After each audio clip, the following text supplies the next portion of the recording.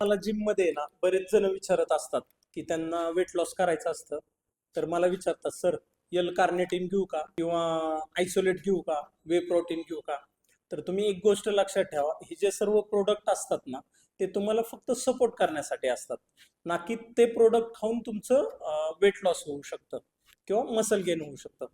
तर तुम्हाला त्याच्यासाठी आहे ना, जिम मध्ये गेल्यानंतर तुम्ही तुमच्या कम्फर्ट झोनच्या बाहेर एक स्टेप बाहेर जाऊन, जोपर्यंत तुम्ही वर्कआउट करत नाही आणि कॅलरी डेफिशियन्सी मध्ये हाय प्रोटीन डाईटचा इनटेक करत नाही, तोपर्यंत तुमचं वेट लॉस किंवा मसल गेन हे शक्य नाही. ही गोष्ट तुम्ही कायम लक्षात ठेवा. ह्या गोष्टी ही फक्त सपोर्ट करण्यासाठी असतात, ना की त्याच्यावर तुम्ही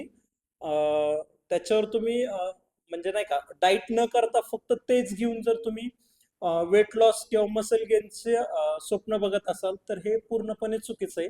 हे कधीच शक्य नाहीये. तर नेहमी एक गोष्ट लक्षात ठेवा, चांगला वर्कआउट करा जिम मध्ये जाऊन आणि कॅलरी डेफिशियन्सी मध्ये हाय प्रोटीन डाईट घ्या. तुमची तुमचा फिटनेस गोल नक्की अचीव होईल.